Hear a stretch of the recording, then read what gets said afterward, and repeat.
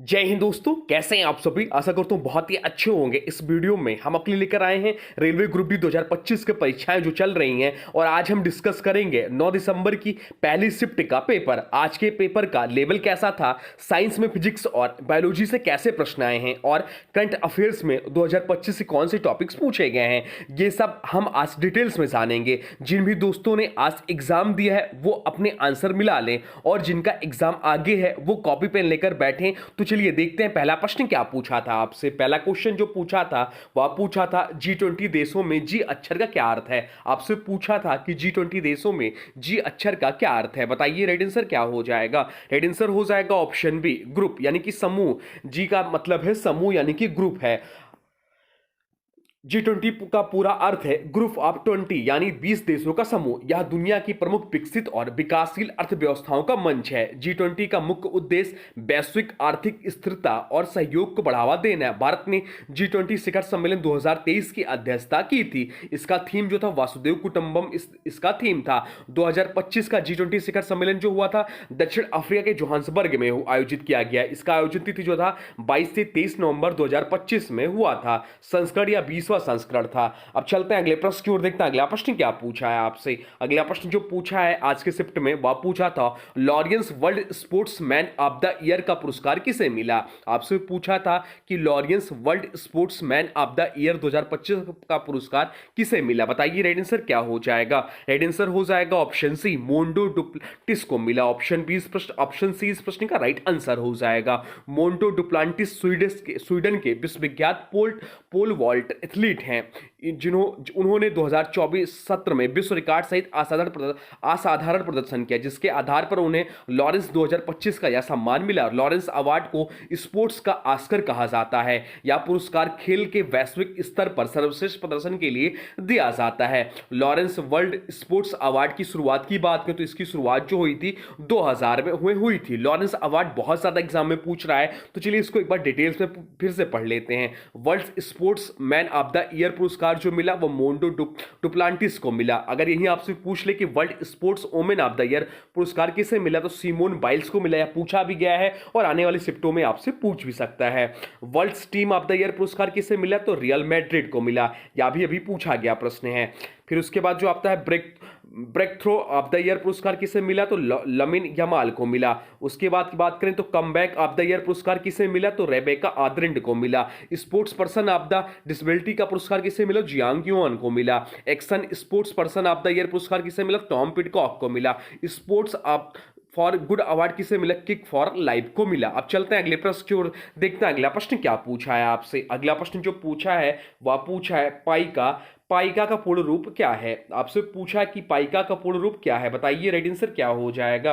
Right answer comment box में लिख दीजिए। तो राइट आंसर जो हो जाएगा इस प्रश्न का वो हो जाएगा ऑप्शन बी। ऑप्शन बी इस प्रश्न का राइट आंसर हो जाएगा। पाइका की शुरुआत ग्रामीण युवाओं में खेल संस्कृति को बढ़ावा देने के लिए की गई थी। इसका उद्देश्य पंचायत स्तर पर खेल अधोसंरचना विकसित करना था। यह योजना युवा मामलों एवं खेल मंत्रालय से संबंधित रही है। ग्रामीण भारत में खेल प्रतिभा की पहचान में पाइका की अहम भूमिका रही है। अब चलते हैं अगले प्रश्न की ओर, देखते हैं अगला प्रश्न क्या पूछा है आपसे। अगला प्रश्न जो पूछा है वह पूछा है 7 मई 2025 को आयोजित राष्ट्रव्यापी नागरिक सुरक्षा मॉक ड्रिल ऑपरेशन अभ्यास किसके द्वारा समन्वित किया गया था। आपसे पूछा है कि 7 मई 2025 को आयोजित राष्ट्रव्यापी नागरिक सुरक्षा मॉक ड्रिल ऑपरेशन अभ्यास किसके द्वारा समन्वित किया गया, बताइए। राइट आंसर क्या हो जाएगा? राइट आंसर हो जाएगा ऑप्शन बी, राष्ट्रीय आपदा प्रबंधन प्राधिकरण इस प्रश्न का राइट आंसर हो जाएगा। ऑप्शन बी इस प्रश्न का राइट आंसर हो जाएगा। या केंद्रीय गृह मंत्रालय द्वारा आयोजित किया गया था। उद्देश्य था आतंकवादी हमलों और प्राकृतिक आपदाओं से निपटने की तैयारी का परीक्षण। अब चलते हैं अगले प्रश्न की ओर, देखते हैं अगला प्रश्न क्या पूछा था आपसे। अगला प्रश्न जो पूछा था वह पूछा था इसरो ने 2 नवंबर 2025 को अपना सबसे भारी संचार उपग्रह CMS-03 लॉन्च किया। या कहां से लॉन्च किया यह आपसे पूछा था, बताइए। राइट आंसर क्या हो जाएगा? राइट आंसर हो जाएगा ऑप्शन ए, श्रीहरिकोटा से। ऑप्शन ए इस प्रश्न का राइट आंसर हो जाएगा। रॉकेट जो था या था इसमें जो रॉकेट यूज हुआ था वो था LBM-3 M5। वजन जो इसका था वो 4410 किलोग्राम था। उद्देश्य है भारतीय नौसेना की संचार क्षमता बढ़ाना। अब चलते हैं अगले प्रश्न की ओर, देखते हैं अगला प्रश्न क्या पूछा है आपसे। अगला प्रश्न जो पूछा था वह पूछा था बहुपक्षीय सैन्य अभ्यास जापत 2025 भारत और किस देश के बीच मुख्यतः आयोजित हुआ था। बताइए रेड आंसर क्या हो जाएगा। रेड आंसर हो जाएगा ऑप्शन बी, रूस यानी कि रसिया इस प्रश्न का राइट आंसर हो जाएगा। जापत बेस्ड एक प्रसिद्ध रूस नेतृत्व वाला द्वीप बहुपक्षीय सैन्य अभ्यास है। बहुपक्षीय सैन्य अभ्यास है। जापत 2025 में भारत ने रूस के साथ भागीदारी की, इसलिए भारत के संदर्भ में मुख्य देश रूस माना जाता है। इस अभ्यास का उद्देश्य संयुक्त युद्ध अभ्यास, इंटरऑपरेबिलिटी और रणनीतिक तालमेल बढ़ाना है। अब चलते हैं अगले प्रश्न की ओर, देखते हैं अगला प्रश्न क्या पूछा है आपसे। अगला प्रश्न जो पूछा है वह पूछा है 5वें संस्करण के बहुराष्ट्रीय नौसैनिक अभ्यास लापेरियोसस में भाग लेने वाले भारतीय नौसेना का कौन सा जहाज है। बताइए रेड आंसर क्या हो जाएगा। तो रेड आंसर जो हो जाएगा वो हो जाएगा ऑप्शन सी, INS मुंबई इस प्रश्न का राइट आंसर हो जाएगा। ऑप्शन सी इस प्रश्न का राइट आंसर हो जाएगा। लापेरियोसस एक बहुराष्ट्रीय नौसैनिक अभ्यास है जिसका आयोजन फ्रांस की अगुवाई में होता है। 5वें संस्करण में भारतीय नौसेना का NS मुंबई शामिल हुआ। अभ्यास का उद्देश्य समुद्री सुरक्षा, इंटरऑपरेबिलिटी और सहयोग बढ़ाना है। इसमें कई मित्र देशों की नौसेनाएं भाग लेती हैं जिससे क्षेत्रीय स्थिरता को बल मिलता है। अब चलते हैं अगले प्रश्न की ओर, देखते हैं अगला प्रश्न क्या पूछा है आपसे। अगला प्रश्न जो पूछा है वह पूछा है हाल ही में भारत के केंद्रीय प्रदूषण नियंत्रण बोर्ड द्वारा नई ब्लू कैटेगरी बनाए जाने के कारण चर्चा में रहा ब्लू वॉशिंग किससे संबंधित है। बताइए रेड आंसर क्या हो जाएगा। रेड आंसर हो जाएगा ऑप्शन सी। ऑप्शन सी इस प्रश्न का राइट आंसर हो जाएगा। ब्लू वॉशिंग का अर्थ है कंपनियों उद्योगों द्वारा झूठे या भ्रामक तरीकों से खुद को पर्यावरण अनुकूल दिखाना। CPCB की ब्लू कैटेगरी का उद्देश्य कम जल प्रदूषण वाले उद्योगों को अलग श्रेणी देना है। कई उद्योग इस श्रेणी का दुरुपयोग कर अपने वास्तविक प्रदूषण को छिपाने की कोशिश करते, इसी को ब्लू वॉशिंग कहा जाता है।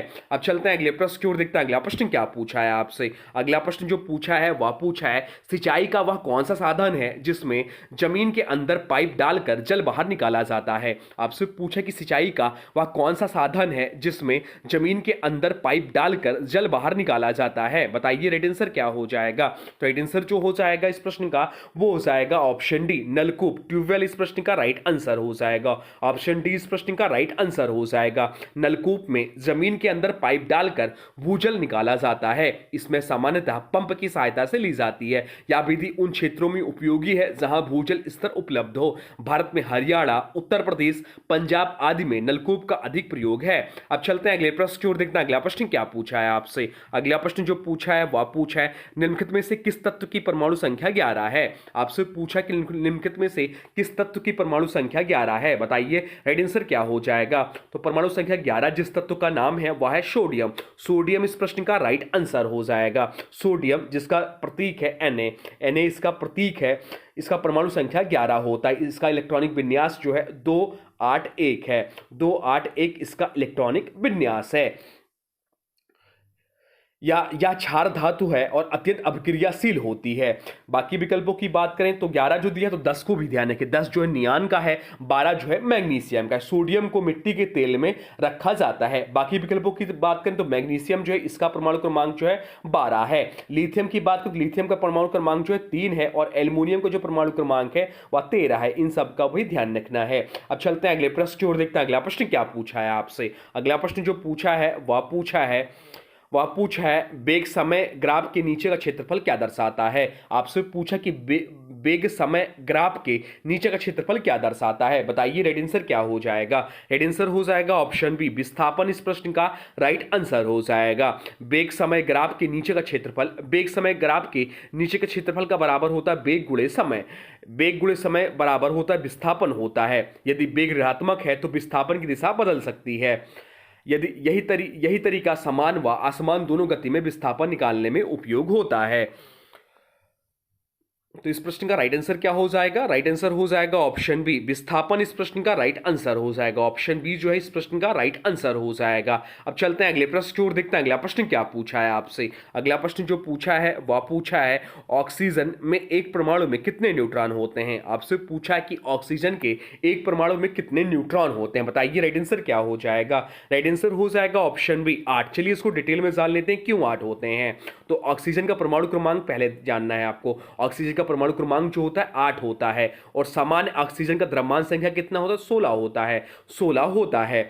न्यूट्रॉन की संख्या निकाल ली तो न्यूट्रॉन की संख्या बराबर होता क्या? तो न्यूट्रॉन की संख्या बराबर होता है द्रव्यमान संख्या माइनस परमाणु क्रमांक। द्रव्यमान संख्या माइनस परमाणु क्रमांक। तो द्रव्यमान संख्या जो दिया हुआ था वह आपका 16 दिया हुआ था और जो आपका दिया था परमाणु संख्या वह दिया होता 8। जब इसको निकालेंगे तो हो जाएगा 8, इसलिए ऑक्सीजन परमाणु में 8 न्यूट्रॉन होते हैं। अब चलते हैं अगले प्रश्न की ओर, देखते हैं अगला प्रश्न क्या पूछा है आपसे। अगला प्रश्न जो पूछा है वह पूछा है यदि वायु में ध्वनि की चाल 346 मीटर प्रति सेकंड है तो जल में ध्वनि की चाल पर क्या प्रभाव पड़ेगा? बताइए राइट आंसर क्या हो जाएगा? राइट आंसर हो जाएगा ऑप्शन बी, काफी बढ़ जाएगी। ऑप्शन बी इस प्रश्न का राइट आंसर हो जाएगा। चलिए जान लेते हैं ऐसा क्यों। तो ध्वनि की चाल जो है माध्यम पर निर्भर करती है। ध्वनि की चाल जो है माध्यम पर निर्भर करती है। सामान्यतः ठोस, द्रव, गैस ध्वनि की चाल का क्रम है। जल यानी कि द्रव में ध्वनि की चाल जो होती है लगभग 1480 मीटर प्रति सेकंड, जो वायु से बहुत अधिक है। माध्यम के कणों की संघनता और प्रत्यास्थता अधिक होने की चाल बढ़ती है। अब चलते हैं अगले प्रश्न की ओर, देखते हैं अगला प्रश्न क्या पूछा है आपसे। अगला प्रश्न जो पूछा है वह पूछा है सबसे अधिक अंतरा आणविक आकर्षण बल किस में होता है। आपसे पूछा है आज के सेट में कि सबसे अधिक अंतरा आणविक आकर्षण बल किस में होता है। बताइए राइट आंसर क्या हो जाएगा? राइट आंसर हो जाएगा ऑप्शन सी, लोहे की छड़ में। ऑप्शन सी इस प्रश्न का राइट आंसर हो जाएगा। ठोस पदार्थों में कण बहुत पास पास होते हैं, इसलिए उनमें अंतरा आणविक बल सबसे अधिक होता है। लोहे की छड़ एक ठोस है जिसमें कणों के बीच आकर्षक बहुत मजबूत होता है, इसी कारण ठोस का आकार और आयतन निश्चित होता है। गैस में सबसे कम, फिर द्रव में, उसके बाद सबसे अधिक जो है ठोस में है। यह अंतरा आणविक बल का सही क्रम है। अब चलते हैं अगले प्रश्न की ओर, देखते हैं अगला प्रश्न क्या पूछा है आपसे। अगला प्रश्न जो पूछा है वह पूछा है मेंडल ने अपने प्रयोग के लिए मटर के पौधे के किस लक्षण का चयन नहीं किया था। बताइए राइट आंसर क्या हो जाएगा?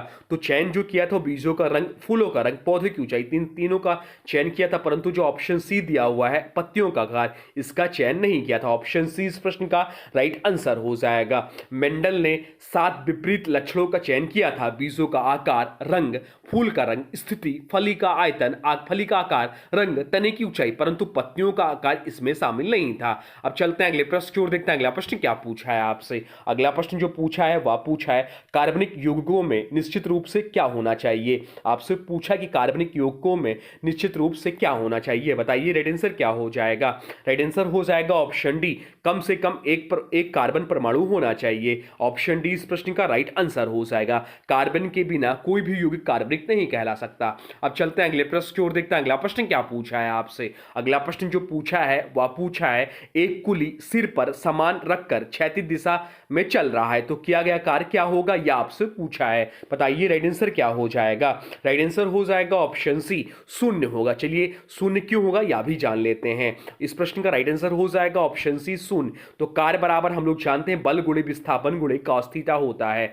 कार्य बराबर जो है बल गुणे विस्थापन गुणे कॉस थीटा होता है।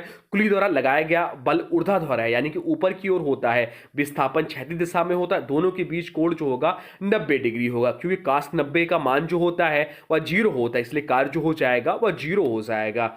अब चलते हैं अगले प्रश्न की ओर, देखते हैं अगला प्रश्न क्या पूछा है आपसे। अगला प्रश्न जो पूछा है वह पूछा है तेल, स्टार्च और प्रोटीन का संचय पादप कोशिका के किस अंगक में होता है। आपसे पूछा कि तेल, स्टार्च और प्रोटीन का संचय पादप कोशिका के किस अंगक में होता है। बताइए राइट आंसर क्या हो जाएगा? राइट आंसर हो जाएगा ऑप्शन बी, ल्यूकोप्लास्ट में। ऑप्शन बी इस प्रश्न का राइट आंसर हो जाएगा। ल्यूकोप्लास्ट रंगहीन प्लास्टिड होते हैं जो भोजन संग्रह का कार्य करते हैं। बाकी विकल्पों की बात करें तो क्लोरोप्लास्ट जो है प्रकाश संश्लेषण करता है, क्रोमोप्लास्ट रंग प्रदान करता है फूल फल में, और इक्तिका जो है मुख्यतः जल व अपशिष्ट का भंडारण करती है। अब चलते हैं अगले प्रश्न की ओर, देखते हैं अगला प्रश्न क्या पूछा है आपसे। अगला प्रश्न जो पूछा है वह पूछा है यदि 10 केजी की वस्तु पर संतुलित बल कार्य कर रहा है तो त्वरण क्या होगा। आपसे पूछा है कि यदि 10 केजी की वस्तु पर संतुलित बल कार्य कर रहा है तो त्वरण क्या होगा। बताइए राइट आंसर क्या हो जाएगा।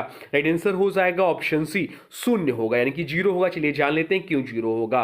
तो संतुलित बल का अर्थ है कि नेट बल यानी कि जीरो, नेट बल यानी कि जीरो। न्यूटन के प्रथम नियम के अनुसार जब नेट बल शून्य होता है तो त्वरण भी शून्य होता है, त्वरण भी शून्य होता है। वस्तु या तो स्थिर रहती है, समान वेग से चलती रहती है। वस्तु का द्रव्यमान 10 केजी त्वरण को प्रभावित नहीं करता जब बल संतुलित हो। अब चलते हैं अगले प्रश्न की ओर, देखते हैं अगला प्रश्न क्या पूछा है आपसे। अगला प्रश्न जो पूछा है वह पूछा है मांस उत्पादन के लिए किस पक्षी का पालन किया जाता है। आपसे पूछा कि मांस उत्पादन के लिए किस पक्षी का पालन या संरक्षण किया जाता है। बताइए राइट आंसर क्या हो जाएगा। राइट आंसर हो जाएगा ऑप्शन बी, बॉयलर का। ऑप्शन बी इस प्रश्न का राइट आंसर हो जाएगा। बॉयलर मुर्गियों को विशेष रूप से मांस उत्पादन के लिए पाला जाता है। ये कम समय में तेजी से वजन बढ़ाती हैं। बॉयलर द्वारा अधिक मांस और कम अंडे मिलते हैं, जबकि लेयर्स का पालन मुख्यतः अंडा उत्पादन के लिए होता है। यह भी ध्यान रखिएगा। अब चलते हैं अगले प्रश्न की ओर, देखते हैं अगला प्रश्न क्या पूछा है आपसे। अगला प्रश्न जो पूछा है वह पूछा है स्मूथ एंडोप्लाज्मिक रेटिकुलम और रफ एंडोप्लाज्मिक रेटिकुलम के बीच मुख्य अंतर किस कारण होता है। बताइए राइट आंसर क्या हो जाएगा। राइट आंसर हो जाएगा ऑप्शन सी, राइबोसोम इस प्रश्न का राइट आंसर हो जाएगा। आरईआर यानी कि रफ एंडोप्लाज्मिक की सतह पर राइबोसोम चिपके होते हैं, इसलिए यह रफ दिखाई देता है। जबकि एसईआर यानी कि स्मूथ एंडोप्लाज्मिक रेटिकुलम पर राइबोसोम नहीं होते, इसलिए इसकी सतह जो होती है चिकनी होती है। आरईआर मुख्यतः प्रोटीन संश्लेषण से संबंधित है। आरईआर जो है यानी कि रफ एंडोप्लाज्मिक रेटिकुलम जो है मुख्यतः प्रोटीन संश्लेषण से संबंधित है। एसईआर यानी कि स्मूथ एंडोप्लाज्मिक रेटिकुलम जो है यह मुख्यतः लिपिड संश्लेषण, डीऑक्सिफिकेशन और CaON भंडारण में सहायक होता है। अब चलते हैं अगले प्रश्न की ओर, देखते हैं अगला प्रश्न क्या पूछा है आपसे। अगला प्रश्न जो पूछा है वह पूछा है रेखित पेशी के बारे में निम्नलिखित में से कौन सा कथन सही है। आपसे पूछा है कि रेखित पेशी के बारे में निम्नलिखित में से कौन सा कथन सही है। बताइए राइट आंसर क्या हो जाएगा। राइट आंसर हो जाएगा ऑप्शन डी, ऐच्छिक क्रियाओं को नियंत्रित करती है। ऑप्शन डी इस प्रश्न का राइट आंसर हो जाएगा। रेखित पेशियां ऐच्छिक होती हैं, यानी इन्हें इच्छा से नियंत्रित किया जा सकता है। ये पेशियां हड्डियों से जुड़ी होती हैं और शरीर की गति कराती हैं। इनमें धारियां स्पष्ट दिखाई देती हैं, उदाहरण के तौर पर बाइसेप्स, ट्राइसेप्स आदि। अब चलते हैं अगले प्रश्न की ओर, देखते हैं अगला प्रश्न क्या पूछा है आपसे। अगला प्रश्न जो पूछा है वह पूछा है जब उत्तल लेंस के सामने कोई वस्तु फोकस पर रखी जाती है तो अपवर्तन के बाद किरणें कैसे निकलती हैं। बताइए राइट आंसर क्या हो जाएगा। राइट आंसर हो जाएगा ऑप्शन डी, मुख्य अक्ष के समांतर निकलेंगी। ऑप्शन डी इस प्रश्न का राइट आंसर हो जाएगा। ऑप्शन डी, उत्तल लेंस के फोकस पर रखी वस्तु से आने वाली किरणें अपवर्तन के बाद समांतर हो जाती हैं। जब किरणें समांतर होती हैं तो प्रतिबिंब अनंत पर बनता है। यह सिद्धांत रे डायग्राम से स्पष्ट होता है। यही कारण है कि उत्तल लेंस को कोलीमेटर के रूप में उपयोग किया जाता है। अब चलते हैं अगले प्रश्न की ओर, देखते हैं अगला प्रश्न क्या पूछा है आपसे। अगला प्रश्न जो पूछा है वह पूछा है निम्नलिखित में से किस विविध जीव में अपने कायिक यानी कि शरीर भाग से नए जीव का निर्माण करने की क्षमता होती है। बताइए राइट आंसर क्या हो जाएगा। राइट आंसर हो जाएगा ऑप्शन सी, प्लेनेरिया इस प्रश्न का राइट आंसर हो जाएगा। प्लेनेरिया एक विभेदित बहुकोशिकीय जीव है जिसमें पुनर्जनन की अत्यधिक क्षमता होती है। इसके शरीर का हर टुकड़ा विकसित होकर पूरा नया जीव बना सकता है। यह प्रक्रिया विशेष स्टेम सेल जैसी कोशिकाओं के कारण संभव होती है। पुनर्जनन जीव के विकास और मरम्मत से जुड़ी महत्वपूर्ण अवधारणा है। अब चलते हैं अगले प्रश्न की ओर, देखते हैं अगला प्रश्न क्या पूछा है आपसे। अगला प्रश्न जो पूछा है वह पूछा है जब उत्तल लेंस के सामने रखी वस्तु से आने वाली किरणें मुख्य अक्ष के समांतर होती हैं तो प्रतिबिंब के बारे में क्या सही होता है। बताइए राइट आंसर क्या हो जाएगा। राइट आंसर हो जाएगा ऑप्शन सी, किरणें मुख्य अक्ष पर एक बिंदु यानी कि फोकस पर अपसारित हो जाती हैं, इसलिए इसे अपसारी लेंस कहते हैं। उत्तल लेंस समांतर किरणों को फोकस पर एकत्रित करता है, इसी कारण उत्तल लेंस को अभिसारी लेंस कहा जाता है। इस स्थिति में बनने वाला प्रतिबिंब वास्तविक और बिंदु आकार का होता है। रे डायग्राम आधारित प्रश्नों का यह क्लासिक कॉन्सेप्ट है। अब चलते हैं अगले प्रश्न की ओर, देखते हैं अगला प्रश्न क्या पूछा है आपसे। अगला प्रश्न जो पूछा है वह पूछा है यदि समान लंबाई के दो तारों में समान विद्युत धारा प्रभावित की जाए तो दोनों के प्रतिरोध अलग अलग हों तो अधिक प्रतिरोध वाले तार में क्या होगा। बताइए राइट आंसर क्या होगा।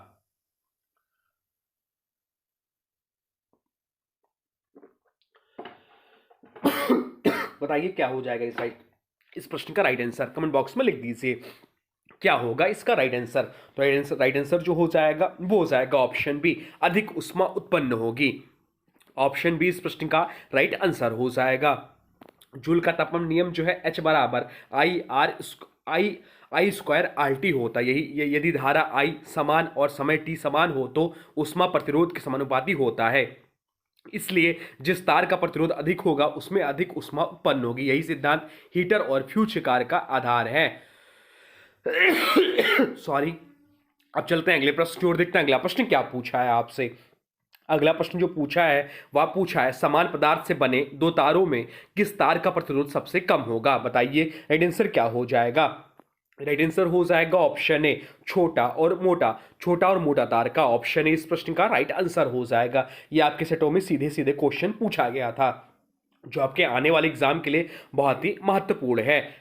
अगर आने वाले सेटों में आपका एग्जाम, आने वाले दिनों में आपका एग्जाम है। अब आज की वीडियो से प्रश्न है, इसका राइट आंसर आप लोगों को कमेंट बॉक्स में बताना है। आज की वीडियो से प्रश्न है G20 देशों में जी अक्षर का क्या अर्थ है? आपसे पूछा है कि जो G20 देशों में जी अक्षर का क्या अर्थ है। इसका जो भी राइट आंसर हुआ कमेंट बॉक्स में जरूर बताइए। तो दोस्तों ये थे आज की 9 दिसंबर फर्स्ट शिफ्ट में पूछे गए कुछ महत्वपूर्ण प्रश्न। जैसा कि आपने देखा G20 शिखर सम्मेलन, लेंस और कोस्का वाले टॉपिक से लगातार प्रश्न बन रहे। मेरी सलाह है कि आप एग्जाम देने जाने से पहले इन टॉपिक्स का रिवीजन जरूर करके जाइए। आपको आज का यह एनालिसिस कैसा लगा हमें कमेंट करके जरूर बताएं। अगर आपके पास भी आज की शिफ्ट का कोई प्रश्न याद है तो इसे कमेंट बॉक्स में लिख दें, ताकि हम उसे अगले वीडियो में शामिल कर सकें। अगर यह मेहनत पसंद आई हो तो वीडियो को लाइक जरूर करें और अपने उन दोस्तों के साथ शेयर करें जिनका एग्जाम होना बाकी है। मिलते हैं अगली शिफ्ट के एनालिसिस के साथ।